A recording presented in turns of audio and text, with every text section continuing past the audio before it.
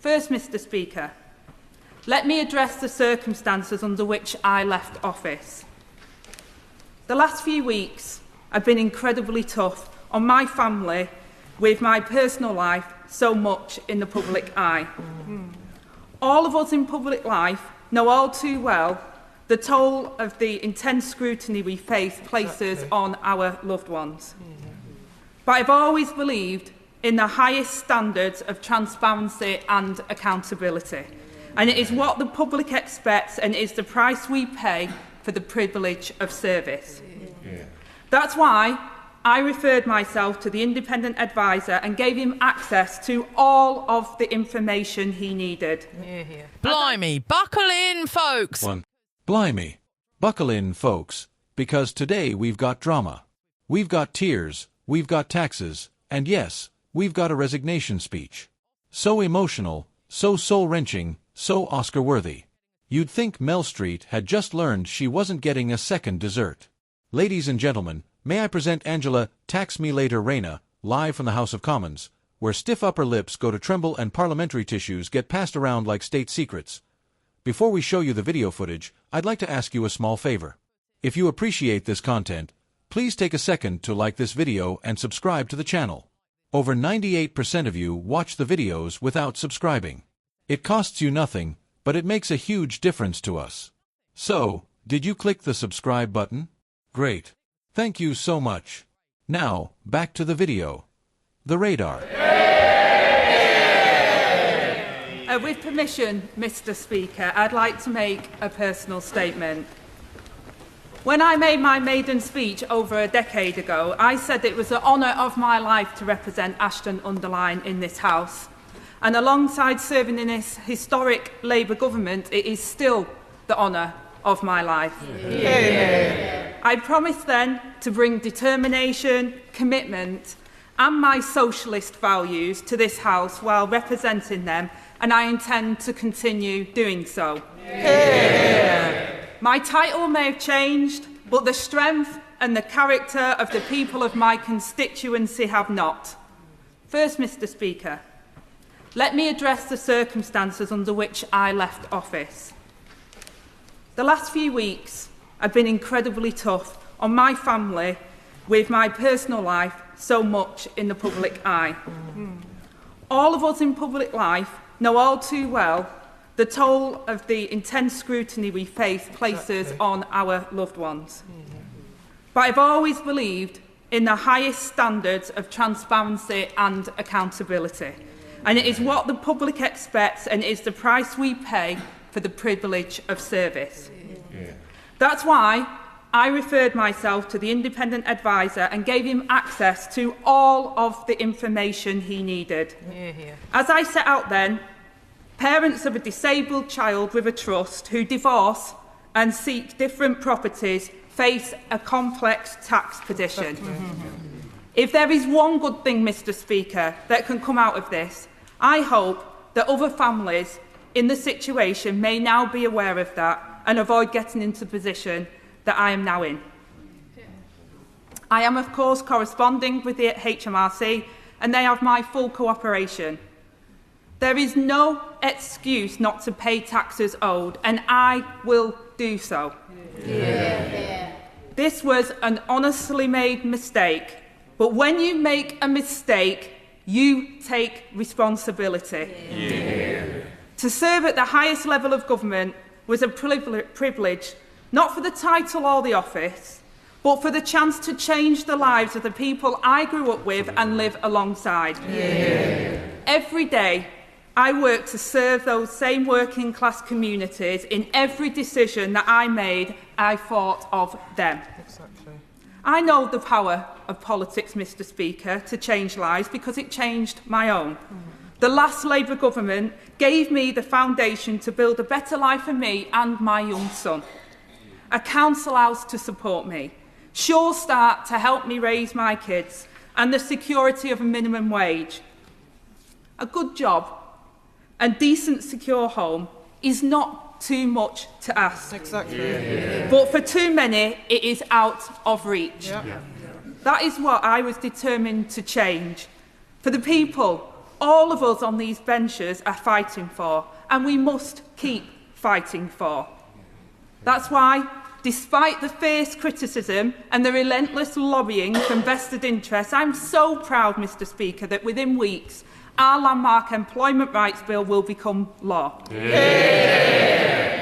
It's a game changer for millions stuck in insecure and low-paid work. It will give them dignity and security that they deserve.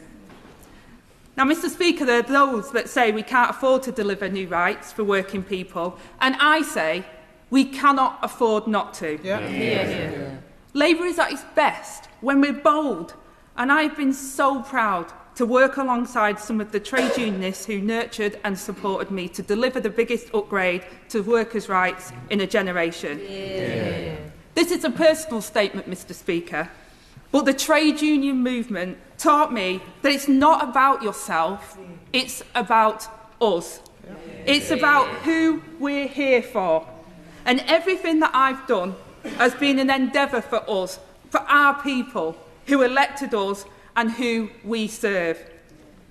As Secretary of State for Housing, it was my solemn duty to the Grenfell Tower inquiry. It's difficult to think of a more humbling experience. A stark reminder of what happens, Mr. Speaker, when we forget who we're here to serve. It's been a privilege to work on behalf of those families, and it's why this government will pass a duty of candour. Make no mistake, the Hillborough law is for the 97 and their families. But it's also for the sub-paymasters who endured the Horizon scandal, the victims of the infected blood, and those who died or whose lives were changed forever in the Grenfell Tower fire. A line in the sand that says the public will always come first. And I'm also incredibly proud that this Labour government provided the biggest investment in social and affordable housing in a generation. It was the foundation of a decent home that gave me the security to build my life on. Now we must provide a safe and decent home to millions of people across this country. And when our Renters' Rights Bill returns to the House this afternoon, we will give a generation of renters the protections, the security and the rights that they deserve. From votes at 16 to historic investment in homelessness prevention, neighbourhood renewal, to fair funding for the whole country, and putting power back where it belongs, in the hands of working people everywhere. I was proud to lead, but we achieved together. With my honourable friends on these benches and the support of our entire movement, the lifeblood of this Labour government. When I think back about how far I've come, I remember when, at age 16, I was pregnant with my child, needing a job and a home. People wrote me off, assumed that I'd be on benefits the whole of my life. But, Mr. Speaker, I wanted to prove them wrong. I've carried that with me, whether it's on these benches, at the dispatch box, or representing this country abroad. The support and advice of so many friends and colleagues has kept me going. But I want to give a special mention to my excellent ministerial and parliamentary team, my honourable friends, the members for Greenwich and Woolwich, Oldham, West and Royton, Nottingham North and Kimberley, Wellingborough, Huddersfield and Gateshead, and my noble friends, Lord Khan and Baroness Taylor, and my superb parliamentary and political staff, and the many excellent civil servants. And I want to say a special thank you to many of my constituents and the public who have made contact with me. I offer my successor and his new colleagues my congratulations and, of course, my support. I am fortunate to count so many, not just as honourable friends, but actual friends. I'll just finish by saying, Mr. Speaker, that in each generation it has fallen to a Labour government to strengthen the hand of working people. In 1945 it was maternity pay and the NHS and homes for heroes out of the ruins of war. In the 1970s, it was Barbara Castle and the fight for equal pay. Yeah. And in the 90s, it was the national minimum wage. Yeah. And despite the opposition, because of the work of this Labour government, we have the opportunity to write a new chapter of justice and fairness for working people. Yeah. Now, Mr. Speaker, as tough as politics can be, it is nothing compared to what thousands of my constituents and this country face every single day. Yeah. Backbench or frontbench, elected office is not about us, but about our chance to change the lives of others. And from wherever I sit on these benches, I will fight with everything I have to do exactly that. Right from the get-go, she took the mic like it was the Brit Awards. With permission, Mr. Speaker, she began, as if anyone was going to say no. Angela, you've only got an entire nation waiting to hear about your house, your taxes, and your solemn nod to the socialist spirit of times past. Grab your mug of builder's tea, or organic oat latte if you're from Islington, because things are about to get tragically bureaucratic. Now, let's get one thing clear. This was no ordinary speech. Oh no. This was the grand finale of a political West End production, with more emotional gear shifts than a soap opera omnibus. Auron took us on a journey from the gritty terraces of Ashton-under-Lyne to the gilded dispatch box of power, all with a quiver in her voice and a suspicious glisten in her eye. Were those tears of regret, passion, or just a rogue onion from the canteen curry? We'll never know. She reminded us, bless her, that she once stood in that very same chamber over a decade ago, bright-eyed, bushy-tailed, and presumably unaware that the HMRC would one day feature heavily in her political autobiography. But don't worry, she still represents the good people of her constituency. That's right, Ashton-under-Lyne, the jewel of the North, the Paris of Greater Manchester, where character is forged and property valuations get very complicated after divorce. And then she dropped the bombshell, the Great Tax Row. You could practically hear the tabloids sharpening their pencils. It's been incredibly tough on my family, she says, her voice cracking ever so slightly, like a porcelain saucer dropped at a Women's Institute meeting. And honestly, who among us hasn't had a bit of a mare with the old tax returns? Those forms are more confusing than a BBC drama plot twist. But wait, because in true working-class heroine fashion, she didn't run. She didn't hide. Oh no. She referred herself to the independent advisor. Not just any advisor, the independent one. That's right, no spin doctors here. Just cold, hard transparency. Like a window scrubbed with vinegar and moral fiber. Apparently, when two parents of a disabled child with a trust divorce and try to buy separate properties, things get murky. Not emotionally, oh no, tax-wise. And this wasn't a loophole. Heavens no. It was a complex position. Sounds suspiciously like a yoga pose no one wants to do. And if there's one positive from all this, she tells us with a trembling chin, it's that other people may now avoid the same nightmare. Angela Rayner, accidental martyr for domestic tax reform. Then, with a flick of her imaginary cape, she accepts full responsibility. There's no excuse not to pay taxes owed, she declares, which, frankly, is the sort of thing your accountant says before breaking up with you. But she's clear, it was an honest mistake. One of those everyday little errors where you accidentally acquire a slightly controversial property setup. Could happen to anyone. From there, we're off to the races, a whirlwind tour of her career, peppered with dramatic flourishes. She's not in it for the titles. No, sir. Not for the chauffeur. Not for the posh biscuits in the break room. No, she's here for the people, the working-class folk, the bus riders, the Greggs regulars, the true backbone of Britain. And let's not forget, she reminded us that politics changed her life. The last Labour government gave me the foundation to build a better life, she said, her voice swelling like a brass band at a Pitt Village wedding.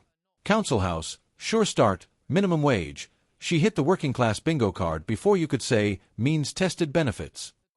And then came her crowning glory, the Employment Rights Bill. A bold, beautiful behemoth of legislation stomping in like a red-flagged Union stegosaurus. A game-changer for millions, she insists. Imagine a workplace where your 0-hours contract gets replaced with dignity. Revolutionary. Labor is at its best when we're bold, she roared, like someone delivering a TED Talk via megaphone at a miners' rally. She name-dropped trade unions like a Glastonbury headliner rattling off their support acts. She invoked the movement, So many times I thought we were on a yoga retreat, not a parliamentary statement. Then, plot twist, we pivot to Grenfell. A somber, serious moment. And to her credit, she handled it with grace. No parody here, just respect for the victims and a passionate plea to always remember why public service exists in the first place. A rare moment of sincerity that even this cheeky scriptwriter won't poke fun at. Fair play, Angela.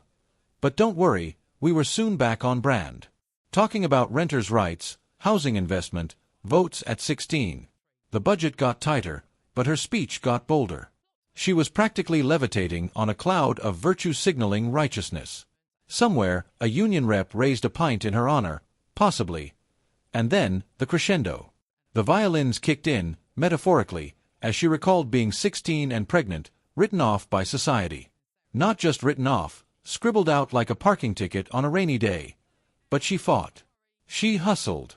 She rose like a northern phoenix from the ashes of low expectations and processed cheese. She then launched into a thank-you list longer than a BAFTA acceptance speech. Colleagues, friends, staff, constituents, all got their moment. And in true British fashion, she gave her successor a polite nod and a murmured, "Good luck," before emotionally winking into the middle distance. Probably.